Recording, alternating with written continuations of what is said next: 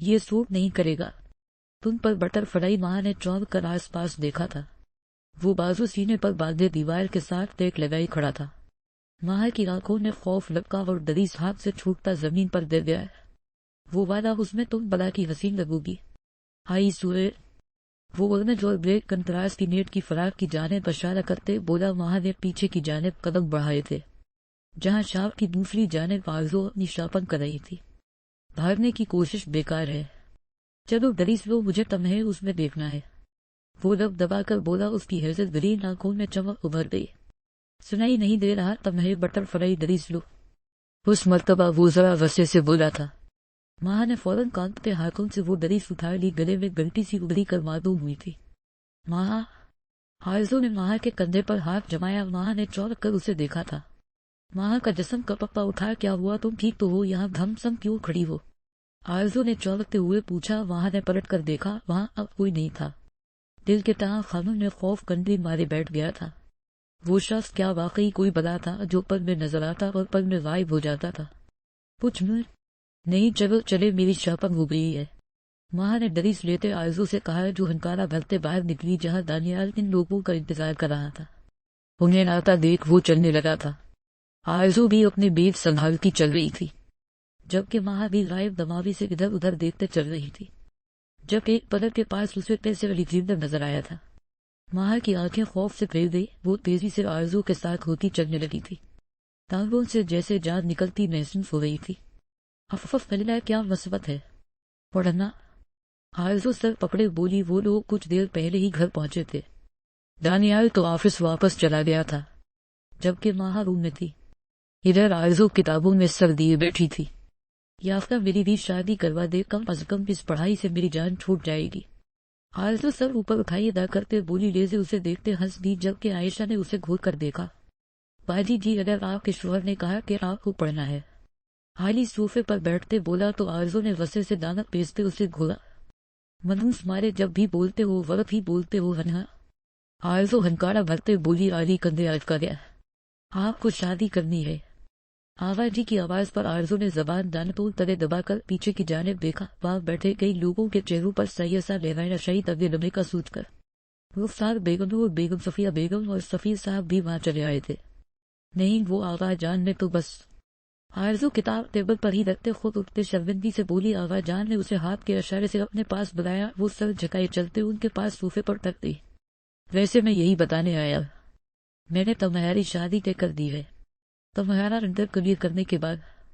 آغا جی اس پہ سر پر ہاتھ رکھتے بولے۔ آرزو کا دل تیزی سے دھڑکا تھا، جبکہ باقی سب خاموشی سے اسے دیکھ رہے تھے۔ جاننا چاہو گی کس کے ساتھ؟ آغا جی پھر سے دبیا ہوئے آرزو نے نظر اٹھا کر انہیں دیکھا۔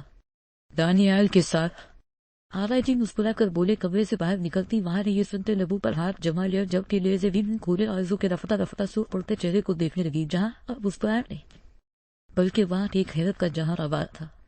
دانیال! حیرت کی انتہا کو پہنچتے اس کے لبوں سے آزاد ہوا وہ لب بھیج گئی۔ ہاں دانیال، ہم سب کا یہی فیصلہ ہے۔ آغا جی آرزو کے سرخ پڑتے چہرے کو دیکھے بغیر پھر سے بولے۔ آرزو خان یکدم اٹھ کھڑی ہوئی۔ رخسار بیگم نے پریشانی سے بیٹی کو دیکھا، اور یہی حال باقی سب کا بھی تھا۔ آغا جان، مجھے آپ کے ہر فیصلے کی عزت ہے، لیکن یہ نہیں، میں دانیال سے شادی نہیں کرنا چاہتی۔ اگر آپ میری شادی کسی نہ چلتے فقیر سے بھی طے کر دیتے تو میں کر لیتی، لیکن دانیال صفی خان ہرگز کبھی بھی نہیں۔ وہ لب بھیجے بولی، اس کا چہرہ ضبط کرنے کے باوجود سرخ پڑ رہا تھا۔ اس کی بات سنتے آغا جی نے تیوری چڑھائی۔ کیوں آخر کیا مسئلہ ہے؟ دانیال میں اور دوسری بات لڑکیاں یوں اٹھا کر اپنی شادی کے بارے میں نہیں بولتی۔ آغا جی صوفے سے اٹھتے رابدار لہجے میں بولے تو آرزو ضبط سے سر جھکا گئی۔ آغا جان، بے شک لڑکیوں کو وہ شادی موت لگ رہی ہو، آپ جانتے ہیں دانیال سفیر خان اور آرزو خان سکے کے دو الگ پہلو ہیں، اور ویسے بھی دانیال خود بھی نہیں مانے گا۔ آرزو سر جھکائے بولی۔ اس کی آواز لڑکھڑا گئی تھی، دل بند ہونے لگا۔ وہ مان گیا ہے آرزو، اور اب میں چاہتا ہوں تم بھی مان جاؤ، ورنہ مجھ سے یا گھر کے کسی افراد سے تمہارا کوئی رشتہ نہیں ہوگا۔ مجھے شام تک تمہارا فیصلہ چاہیے۔ آغا جی رسے سے وہاں سے چلے گئے۔ ان کے جاتے ہی سفیر صاحب ان کے پیچھے گئے، جبکہ رخسار بیگم آرزو تک آئی تھی۔ کیا خرابی ہے دانیال نے آرزو پر کس طرح تم زبان درازی کر رہی تھی؟ آغا جان کے سامنے؟ رخسار بیگم اس کا کندھے جکڑے اس کا رخ اپنی جانب کرتی سخت غصے میں بولی، مما کیا یہ کافی نہیں ہے کہ آرزو خان دانیال خان کو پسند نہیں کرتی؟ زہر لگتا ہے وہ مجھے۔ وہ نظریں اوپر اٹھاتے بولی، اس کی آنکھیں سرخ ہو رہی تھی جن میں نمکین پانی تیر رہا تھا، وہ آنکھیں رگڑتی باہر نکلی تھی۔ وہ کالج یونیفارم میں ہی نکل گئی، بغیر شال لیے ٹیسٹ تیار کرنے کے چکر میں اس نے چینج بھی نہیں کیا تھا اور اب اس کے گلے میں بس ایک پٹی تھی۔ رخسار بیگم نے یاسیت سے اس کی پشت کو گھولا، خان بابا دانیال کے آفس چلے۔ وہ آنسو ضبط کرتے بولی، خان بابا سر جھکاتے گاڑی میں بیٹھ گئے۔ پھر سارے راستے آرزو نے خود کو مضبوط بنانے کے جتن کیے تھے، نہ ہی اب اس کی آنکھوں میں آنسو تھے اور نہ ہی وہ انہیں ڈرانا چاہتی تھی۔ آپ کی ہمت کیسے ہوئی اس رشتے پر حامی بھرنے کی؟ میٹریا بھیجے۔ وہ میٹنگ روم کے دروازے کو دھڑام سے کھولے اندر داخل ہوتے بغیر کسی کا لحاظ کیے چل پی تھی۔ میٹنگ روم میں بیٹھے 4 افراد نے اچھن سے اس لڑکی کو دیکھا، جبکہ دانیال سفیر خان کا چہرہ دھوا دھوا ہوا تھا۔ آرزو باہر جاؤ۔ وہ باقی سب کے چہروں پر دبی دبی ہنسی دیکھتے بام شکل غصہ قابو کرتے بولا، ورنہ ابھی آرزو خان اس کے ہاتھوں سے ضائع ہو جاتی۔ کیوں باہر جاؤ؟ نے مجھے بتایا کس کی مرضی سے آپ نے رشتے پر حامی بھری ہے؟ مجھے آپ سے شادی نہیں کرنی، سمجھے آپ؟ وہ بغیر لحاظ کیے اس کے قریب جاتے بولی، اس کا چہرہ سرخ ہو رہا تھا جبکہ اسے کالج یونیفارم میں دیکھے دانیال سفیر خان کا خون کھول اٹھا، کیونکہ وہ دوپٹہ کو گلے میں پٹی بنائے ڈالے ہوئے تھی اور اس کے وجود پر اس کے علاوہ کچھ بھی نہیں تھا۔ میں تمہارا منہ تو دوں گا، بد دماغ لڑکی، دفاع ہو جاؤ یہاں سے۔ وہ ٹیبل سے ساری فائل نیچے گراتا شدید غصے میں پھنکارا کہ آرزو تھوڑے خوف کے زیر اثر پیچھے کو اچھلی۔ دانیال ویلکس۔ میراج نے دانیال کا کندھا جکڑے اس کا دھیان کلائنٹ کی طرف کیا تھا جو یہ سب آنکھیں پھاڑے دیکھ رہے تھے۔ میراج انہیں لے کر باہر جاؤ، وہاں انہیں سب ایکسپلین کروں۔ دانیال کر ڈھاتے لہجے میں میراج سے بولا تھا جبکہ اس کی سخت شفاف نظریں آرزو کے چہرے پر تھی۔ میراج کلائنٹ کو وہاں سے لے گیا اور آرزو خود کو اور دانیال سفیر خان کو اکیلے کمرے میں دیکھ اپنے یہاں آنے کو غلطی مان رہی تھی۔ وہ پیچھے کی جانب قدم بڑھانے لگی تھی کیونکہ مقابل شخص کسی حیوان کی طرح اسے بھول رہا تھا۔ شال کہاں ہے تمہاری؟ ایک جست میں اس تک جاتے وہ اس کا چہرہ دبوچے غرایا تھا۔ شدید غصے کے تحت دانیال کے ہاتھوں میں رفتاش برپا تھا۔ آرزو کا وجود کپکا اٹھا تھا۔ اگر میرے ہاتھ بندھے نہ ہوتے آرزو تو ابھی میں تمہارے چھوٹے چھوٹے ٹکڑے کرتے چیل کو کھلا دیتا۔ اس کا چہرہ جھٹکتے وہ دیوار پر ہاتھ مارتے وحشت سے لبریز آنکھوں سے اسے دیکھتے بولا تھا، کیا رزق رہ گئی تھی اس کی ان کلائنٹ کے سامنے جو اس کی کمپنی سے ڈیل کرنے کو ترس رہے تھے، اور اب دانیال سفیر خان کو کیسے دیکھ رہے تھے۔ مجھے نہیں کرنی آپ سے شادی، بنا کرے جا کر۔ آرزو اب لب بھینچے دل سے گویا ہوا اس کی چلتی زبان پر۔ دانیال سفیر خان نے لہورن نظروں سے اسے دیکھا۔ شٹ اپ دین پر جسٹ شٹ اپ، میں ابھی تمہاری زبان کھینچ لوں گا، ورنہ تم جیسی امنچور لڑکی سے شادی کرنے کو میں مر نہیں رہا۔ پتہ نہیں آبائی جی نے میرے سر پر یہ مصیبت کیوں دی ہے۔ غصے کی وجہ سے دانیال کی سانسیں بھاری ہو رہی تھی، چہرہ سرخ ہو رہا تھا۔ اس نے سرکتی کن پٹیوں سمیت سامنے کھڑی آرزو کو دیکھا۔ مجھے بھی کوئی شوق نہیں، آپ جیسے بورم انسان کے ساتھ رہنے کا پتہ نہیں خود کو ترم خان سمجھتے ہیں۔ آپ جیسے مرد صرف دوسروں پر حکم چلانا جانتے ہیں، اندر سے آپ کتنے کمزور ہیں میں اچھے سے جانتی ہوں، جاہل کہیں کہ۔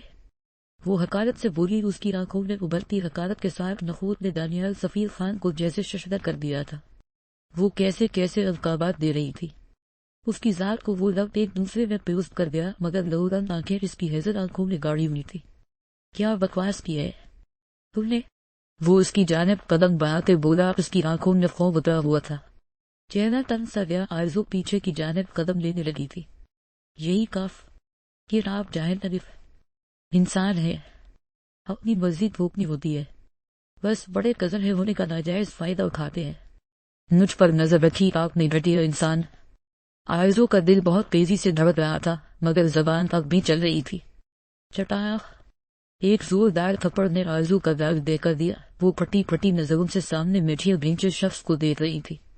اس کی آنکھوں سے آنسو جاری ہوتے زمین پر گرنے لگے تھے۔ شاید یہ جواب بہتر تھا۔ تمہارے لیے تمہاری ہمت کیسے ہوئی میرے کریکٹر پر ایسے الفاظ پسنے کی؟ وہ دانت کچکاتے بولا، اس کے دفتوں سے جیسے زہر اگر رہا تھا، اور آرزو دیکھتے گال پر ہاتھ رکھے روتے ہوئے اس دیکھ رہی تھی۔ خان بابا دانیال چیخا جب باہر سے خان بابا سر جھکائے اندر داخل ہوئے۔ لے جائے اسے گھر واپس اب سے، اور اسی وقت سے یہ گھر سے باہر نہ نکلے، اسے کوئی بھی ڈرائیور کہیں بھی لے کر نہیں جائے گا۔ دانیال نے چہرتے شدید تیز میں حکم صادر کیا اور آرزو کے کن چہرے کو نظر انداز کرتے اس کا بازو دبوچے سے دروازے کی جانب پھینکا تھا۔ خان بابا آرزو کو وہاں سے لے گئے اور پیچھے دانیال نے پورے میٹنگ روم کا ستیہ ناش کرتے ہر چیز زمین پر پٹک ڈالی تھی۔ وہ ایک چیر پر سر پکڑے بیٹھ گیا تھا، دماغ بھٹی کی طرح کھنک رہا تھا۔ کیا فیصلہ کیا ہے تم نے پھر آرزو خان؟ آغا جی روکھے لہجے میں بولے، وہ سب اس وقت حال میں موجود تھے۔ آرزو لب بھیجے وہاں کھڑی تھی جبکہ باقی سب صوفون ہر تکے تھے۔ اسے ایسا لگ رہا تھا جیسے وہ کوئی مجرم ہو اور باقی سب جج جو اسے کوئی سزا سنانے والے ہو۔ آرزو خان نے نظر اٹھا کر دیکھا، وہ بھی ہاتھ جوڑے زمین پر نظر جمائے بیٹھا تھا۔ آرزو کے گال پر اب بھی نشان تھا۔ آفس سے آتے ہی وہ روم میں بند ہو کر خوب روئی تھی، لیکن کسی نے بھی اس مرتبہ اسے منانے کی کوشش نہیں کی تھی۔ آرزو بولو، آغا جی کچھ پوچھ رہے ہیں۔ رخسار بیگم نے الجھے انداز میں بیٹی کو دیکھا، وہ حیرت سر آنکھوں سے ان سب کو دیکھ رہی تھی۔ اس نے ایک گہرا سانس لیا۔ مجھے دانیال سفیر خان منظور نہیں، وہ سب اٹھا کر بولی۔ دانیال نے نظر اٹھا کر اس کے خود سر انداز کو دیکھا، وہ جبڑے بھیج گیا۔ وہ لڑکی اسے ریچپٹ کر رہی تھی۔ یہ تمہارا آخری فیصلہ ہے؟ آغا جی ضبط سے بولے۔ رخسار بیگم نے آنکھوں نے نمی لیے اسے دیکھا۔ سب لوگ پن ڈراپ سائلنٹ کی طرح وہاں خاموش بیٹھے تھے۔ جی ہاں آغا جان، یہ میرا آخری فیصلہ ہے۔ مجھے دانیال سے شادی نہیں کرنی، مجھے آپ کے ہر فیصلے کی عزت۔ بس خاموش ہو جاؤ لڑکی۔ آغا جی نے ہاتھ کرتے اسے خاموش کروا دیا۔ آرزو نے نم آنکھوں سے انہیں دیکھا۔ آغا جی وسے سے کھڑے ہوئے تھے۔ ٹھیک ہے، اگر تم نے یہی فیصلہ کیا ہے تو ہم میں سے کسی کو اعتراض نہیں۔ عائشہ اور میراج کی شادی کے ایک ہفتے بعد ہم دانیال اور ماہ کا نکاح کریں گے، اور اسی دن تم سفیان لے جے کر شوہر کے پاس امریکہ چلے جاؤ، ہمیشہ ہمیشہ کے لیے۔ آغا جی کرف لہجے میں بولے، ان کی بات سنتے جہاں باقی سب ڈر تھے وہی ماہ کو سانپ سونگ گیا تھا۔ وہ سب ہوتے رہن کے ساتھ ان کی باتیں سننے لگی تھی۔ میرے کسی فیصلے سے کسی کو اعتراض ہے تو وہ بھی آرزو کے ساتھ یہاں سے جا سکتا ہے۔ آغا جی نے بیک وقت لب بھیجے دانیال اور ششدر چہرہ لیے ماہ کو دیکھتے کہا۔ 2 پل وہاں ٹھہرنے کے بعد وہ وہاں سے چلے گئے، جبکہ آرزو نے نم آنکھوں سے دانیال کو دیکھا، اور دانیال سفیر خان نے نفرت سے آرزو کو ماہ لب بھیجے آنسوؤں کا بدل گھونگتے وہاں سے اٹھ کر کمرے میں بند ہو گئی۔ وہ اب کیا کرتی، وہ کس طرح سب کو بتاتی؟ اس کا نکاح تو پہلے سے ہو چکا تھا، ایسے میں نکاح پر نکاح اس کے لیے جائز نہیں تھا۔ وہ ان پر ہاتھ رکھتے رونے لگی تھی، ورنہ آج فان منشن میں ماہ کی چین خرید گنجتی۔ رفتہ رفتہ آرزو کو وہی چھوڑے سب وہاں سے چلے گئے، حتیٰ کہ رخسار بیگم بھی اب وہاں دانیال، سفیر خان اور آرزو خان ہی بچے تھے۔ تم جیسی کم عقل لڑکیوں کے حصے میں خسارے ہی آتے ہیں۔ وہ اٹھتے ہوئے آرزو کی پشت کو دیکھتے بولا۔ آرزو نے پلٹ کر اسے دیکھا۔ اگر میرا فائدہ آپ ہے دانیال سفیر خان تو یقین مانے مجھے خسارہ قبول ہے۔ وہ کس قدر ضبط سے بولی تھی، اپنے ضبط پر تو آج آرزو خان خود بھی حیران تھی۔ آغا جی کے فیصلے کو اب وہ انکار نہیں کر سکتی تھی، لیکن اگر وہ دانیال خان سے شادی کرتی تو شاید وہ ساری زندگی پچھتاتی ہی رہتی۔ دانیال آنکھوں میں غصہ بھرے وہاں سے لمبے لمبے ڈگ بھرتا باہر نکل گیا، جبکہ آرزو خان اپنے کمرے میں چلی گئی تھی۔ الیگزینڈر، ایک بری خبر ہے۔ قاسم پھر سے دروازے کے اس پار سے بولا۔ الیگزینڈر نے ہنکارا بھرتے آگے بولنے کی اجازت دی تھی۔ ہمارے 4 آدمی پکڑے گئے ہیں اور انہیں کہاں پر رکھا ہے؟ اس کا پتہ اس کمشنر کے پاس ہے۔ قاسم پریشانی سے بولا۔ الیگزینڈر تنزیہ ہنسا۔ ٹھیک ہے، اس نے گویا بات ختم کی تھی۔ اب سدار لبوں نے دبائے، اس نے ہاتھ میں بندھی گھڑی کی طرف دیکھا جہاں رات کے 12 بج رہے تھے۔ Butter fly. ٹھنڈی آگ بھرتے دھوئے کے ساتھ اس نے وہ نام پکارا تھا۔ فون اٹھاتے اس نے ماہ کا نمبر ڈائل کرنے فون کان کو لگایا۔ دوسری جانب ماہ گھٹنوں نے سر دیے رونے میں مصروف تھی۔ فون پر ہوتی بیل کو ابور کر گئی۔ جب مسلسل بیل ہوتی رہی، ماہ نے فون اٹھا کر دیکھا، یکدم اسے اپنے ہاتھوں میں ٹھنڈے پیسنے آنے لگے تھے۔ بٹر فلائی کہاں تھی تم؟ وہ سرد آواز میں بولا تو ماہ نے سسپی کر بلا گھونٹا۔ سو رہی تھی، وہ اٹکتے لہجے میں بولی۔ ماہ نے رہن کے پردوں میں اس کے عکس کو یاد کیا۔ اچانک ہی وہ حیرت گرین آنکھیں ماہ کو اپنے رہن پر سوار ہوتی محسوس ہوئی۔ وہ سر جھٹک گئی۔ تم رو رہی تھی؟ بٹر فلائی کیوں؟ وہ سوال کا دھواں ہوا میں تحریر کرتے گویا ہوا۔ ماہ کا سانس اٹک گیا، اس نے نظریں ادھر ادھر دوڑائے تو وہ استہزا ہنس دیا۔ ڈونٹ وری، کوئی کیمرہ فٹ نہیں کیا میں نے۔ بٹر فلائی مجھ پر تھوڑا یقین کرو، میں تو ابھی تمہارے گھر آیا ہی نہیں۔ الیگزینڈر لب دبائے بولا اور پھر صدار نیچے پھینک دی۔ ماہ کے گلے میں گلتی ابھر کر معدوم ہوئی۔ کیوں؟ کیا ہے؟ ماہ اٹکتے لہجے میں بولی۔ بے شک وہ یہاں نہیں تھا، لیکن اس کی سرد سی آواز ہی ماہ کو جکڑنے کو کافی تھی۔ بٹر فلائی، مجھے ایک کام تھا تم سے۔ وہ مدھم لہجے میں بولا، برکل رازدارانہ انداز تھا اس کا۔ ماہر چونکی۔ کیا؟ ماہر لڑکڑاتے لہجے میں بولی۔ دوسری جانب وہ اٹھ کر اب چہل قدمی کرنے لگا تھا۔ مجھے تمہاری طلب ہو رہی ہے، یاد آ رہی ہے۔ تمہارے گھر کے باہر میری گاڑی کھڑی ہے، اس میں بیٹھو اور میرے پاس آ جاؤ۔ وہ عام سے لہجے میں بولتا ماہر کی سانس پھٹکا گیا اور ماہر نے حیرت سے متھیر ہوتی آنکھوں سے موبائل کان سے ہٹا کر موبائل کو دیکھا۔ نہیں، وہ نم آنکھوں سے بولی۔ تو پھر ٹھیک ہے، میں تحفہ قبول کرنے کو تیار ہوں۔ وہ تنزیہ وحشت بھری مسکراہٹ لیے بولا۔ ماہر کی آنکھیں خوف سے پھیل گئی تھی۔ میں آ رہی ہوں، وہ روتے ہوئے بولی۔ بیڈ مائی لٹل بٹر فلائی، وہ شفقت سے بولتا فون رکھ گیا۔ وہاں فون بیڈ پر پھیلتے پھوٹ پھوٹ کر رو دی تھی۔ آنکھیں رگڑتی وہ کمرے سے باہر نکلی۔ گھر میں اندھیرے کا راج تھا۔ وہ آہستگی سے باہر نکلی تھی اور پھر ایک پدر کی کوٹ میں چھپ گئی۔ وہاں گارڈز کھڑے تھے۔ وہ واپس اپنے کمرے میں آ گئی تھی۔ گارڈز ہے، میں نہیں آ سکتی۔ وہاں فون اٹھاتے اسے کال کرتے بولی۔ وہاں نے شدت سے شکر ادا کیا تھا کہ شکر اب وہ نہیں جا سکے گی۔ 10 8 7 6 5 4 3 2 خلاص، اب جاؤ، وہ پر اسراری یہ بولا۔ ماہر نے فون رکھتے باہر کی جانب قدم بڑھائے۔ جب وہ باہر نکلی تو وہ وہاں سارے گارڈ زمین بوس ہوئے پڑے تھے۔ وہ آہستگی سے خوف سے لرزتے قدموں سے باہر نکلی جہاں ہیلی گاڑی کا دروازہ کھولے سر جھکائے کھڑا تھا۔ ماہر سہمتے گاڑی میں بیٹھی تھی۔ ہیلی گاڑی میں بیٹھتا، گاڑی سٹارٹ کرتا، اب گاڑی وہاں سے بھگا لے گیا۔ ماہر سیٹ پر خالی ذہن کے ساتھ بیٹھی تھی۔ گاڑی ایک گھر کے آگے رکھی۔ ماہر نے اتر کر دیکھا، یہ وہ گھر نہیں تھا جہاں وہ آئی تھی، یہ کوئی اور ہی گھر تھا۔ ماہر تھوک نگلتی اندر داخل ہوئی تھی۔ وہاں اندھیرا ہی اندھیرا تھا۔ ماہر گرتے پڑتے اندر کی جانب بڑھ رہی تھی۔ وہ گرتے گرتے بچی تھی کیونکہ الیگزینڈر نے اسے تھام لیا تھا۔ وہ الیگزینڈر کی بازوؤں میں تھی۔ جب اس نے ماہر کو اپنی جانب کھینچا وہ اس کے چوڑے سینے سے آ رہی تھی۔ خوف سے ماتھے پر پیسنے کے قطرے نمودار ہوئے۔ اتنا ڈر کیوں رہی ہو بٹر فلائی؟ وہاں مجھ سے ڈر رہی ہو؟ وہ اس کی گردن پر ہاتھ لپیٹے اس کا چہرہ اپنے چہرے کے قریب کرتے ہوئے بولا۔ ماہر اس کا چہرہ نہیں دیکھ پا رہی تھی اس قدر اندھیرے میں، لیکن اس کی تپش بھری سانسیں ماہر کے چہرے پر پڑتی اسے دہکا رہی تھی۔ تمہیں ڈرنا بھی چاہیے بٹر فلائی، کیا پتا میں ادھر ہی تمہاری جان لے لوں، وہ سرد لہجے میں بولا۔ اس کے ہونٹ ماہر کی گال سے بس ہوئے تھے۔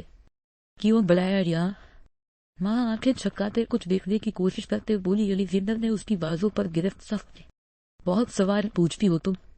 آہستگی سے اس کے لبوں کو لبوں سے چھوتے وہ بدم سرد گمبھیر آواز میں بولا۔ ماہر لرز کر رہ گئی اور دوسرے ہی پر الیگزینڈر نے اس کا بازو چھوڑ دیا اور اس سے الگ ہوتا اسے جھٹکا دے دیا۔ ماہر کے لبوں سے دلخراش چینخ نکلی تھی کیونکہ وہ نیچے گرنے والی تھی۔ الیگزینڈر نے فورا سے اس کا ہاتھ تھاما، وہ ہوا میں ہی رکھ گئی۔ ڈرو مت، اتنی آسانی سے تمہیں ضائع نہیں کروں گا۔ وہ واپس سے اسے اپنی جانب کھینچ گیا۔ ماہر کو اپنا دل بند ہوتا محسوس ہوا تھا۔ الیگزینڈر نے لائٹر نکالتے اسے جلایا۔ اس کے لائٹر سے ایک دھن نکلنا شروع ہوئی تھی۔ وہ میوزیکل لائٹر تھا۔ ہلکی زرد روشنی میں ماہر اس کی سرد ہیزل گرین آنکھیں دیکھ رہی تھی۔ ماہر کئی لمحے اس کی آنکھوں کو دیکھتی رہی تھی۔ جب الیگزینڈر نے آگے بڑھتے اس کی گال پر نرمی سے بوسہ دیا، ماہر آہستگی سے آنکھیں میچ گئی۔ وہ مسکراہٹ چہرے پر سجا گیا۔ میں نے تمہیں مارنے کے لیے یہاں بلایا ہے، اس کی گال کو لبوں سے مس کرتے وہ شفقت بھرے لہجے میں بولتا۔ ماہر کو سہما گیا۔ ماہر زور سے آنکھیں میچ گئی تھی۔ جانا ہے مجھے؟ ماہر خوف سے بولی۔ الیگزینڈر نے پیچھے ہو کر اسے دیکھا۔ لائٹر اپنے اور اس کے درمیان کیا اب ان دونوں پر روشنی پڑ رہی تھی۔ ماہر اس کی آنکھوں میں اترتی شفقت کو دیکھ رہی تھی۔ وہ گھبرا کر 2 قدم پیچھے ہوئی تھی۔ جب الیگزینڈر نے سختی سے اس کا بازو دبوچے اسے دیوار میں پٹک دیا، ماہر کو اپنا سر گھومتا محسوس ہوا تھا۔ اس کی آنکھوں کے سامنے یکدم وہ زرد روشنی بھی دھندلا گئی۔ وہ ہاتھ الیگزینڈر کی جانب بڑھاتے نیچے گرتی زمین بوس ہوئی تھی۔ اس کے کانوں میں آخری پڑنے والی آواز اس میوزیکل لائٹر سے نکلنے والی دھن کی تھی، پر پھر وہ آنکھیں موند گئی۔ اس کے سر سے خون کی ایک لکیر پھوٹی تھی۔ جبکہ الیگزینڈر ماہر کے وجود کو ایک نظر دیکھتے لائٹر بند کرتے پاکٹ میں ڈالتے وہاں سے نکلتا چلا گیا۔ پیچھے ماہر کا وجود زمین پر بے ہوش پڑا تھا۔ کمشنر میرے آدمی کب چھوڑ رہے ہو؟ الیگزینڈر سدائے لبوں میں دبائے بولا۔ دوسری جانب کمشنر جمشید خان نے شعلہ بار نظروں سے فون کو گھورا اور آفیسر کو فون ٹیپ کرنے کا اشارہ کیا۔ مجھے پکڑے کے لیے بچوں کی طرح اب فون ٹیپ مت کرنے لگ جانا، ورنہ تمہاری ایک حد خوبصورت بیٹی بھی ہے نا۔ وہ لبوں پر تنزیہ مسکراہٹ سجائے پر سکون لہجے میں بولتے جمشید خان کو چونکا گیا تھا۔ ماہر، ان کے لبوں سے بے ساختہ ماہر کا نام نکلا تو وہ مسکرا اٹھا تھا۔ ہاں ہاں وہی میں نے دیکھا ہے، اسے بہت خوبصورت ہے وہ، پر تمہیں تو پتہ ہی ہے مجھے لڑکیوں کا بے حد شوق ہے، ابھی بھی وہ میرے قبضے میں ہے، آدھے گھنٹے میں میرے آدمیوں کو چھوڑ دو ورنہ تمہاری بیٹی جنت نصیب کر جائے گی۔ الیگزینڈر سخت برفیلے لہجے میں بولا، تم مجھے ڈرا نہیں سکتے۔ وہ ورائے، ٹھیک یہ گھر پتہ کروا لو۔ وہ اب بھی سکون دیتے لہجے میں بولا۔ جمشید صاحب نے فوراً گھر فون کیا تھا۔ صفیہ ماہا کہاں ہے؟ وہ پریشانی سے بولے اور پھر ان کے ماتھے پر بلو کا جال بکھر گیا۔ دانیال تم لوگ بے ہوش سو رہے تھے، گارڈز کہاں تھے؟ وہ بھڑک گئے، کیونکہ وہ ڈیوٹی پر تھے، جبکہ باقی گھر والے صبح جب اٹھے تو گارڈز بے ہوش تھے، اور پھر ادھر جمشید خان کی کال نے سب کو فکر میں مبتلا کر دیا تھا۔ چھوٹے پاپا یہ سب کس نے کیا ہے؟ آپ پوری بات بتائے۔ وہ وسے میں جبڑے بھینچے بولا۔ دانیال کا خون کھول رہا تھا۔ جمشید صاحب کے کیسز کے بارے میں وہ کچھ نہیں جانتا تھا، کیونکہ وہ اس کا کام نہیں تھا، لیکن اب یہ سب جس نے بھی کیا تھا اس کے ٹکڑے ٹکڑے کرنے کو دل چاہ رہا تھا۔ دانیال کا کیونکہ اس نے اس گھر کی عزت کی طرف آنکھ اٹھائی تھی۔ کمشنر تصریح کر لی تو یہ بھی سن لو تمہاری بیٹی بے ہوش زخمی حالت میں پڑی ہے، نہ جانے کب تک زندہ رہے، جلدی کرو جیسے ہی میرے آدمی مجھ تک پہنچے گے تمہاری بیٹی کا پتہ تم تک پہنچ جائے گا۔ الیگزینڈر لب بھیجے بولا، ورنہ صفیہ خان کا نام سنتے اس پہ اندر شلے اٹھتے تھے، جبکہ دانیال فون سے اس کی آواز سنتے میٹھیا بھیج گیا۔ دانیال ہوش میں رہو، گھر پر رہنا، میں ماہا کو لے کر آتا ہوں، پھر سب کچھ بتاتا ہوں۔ جمشید صاحب سختی سے بولتے فون رکھ دیے اور اب الیگزینڈر کے دیے گئے وقت پر انہیں اس کے آدمیوں کو چھوڑنا تھا۔ وہ اپنی بیٹی کو اس میں گھسیٹ نہیں سکتے تھے۔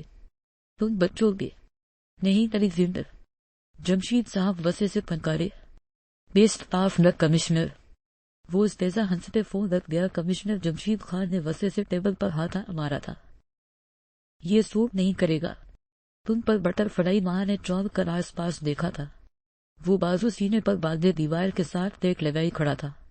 ماں کی آنکھوں نے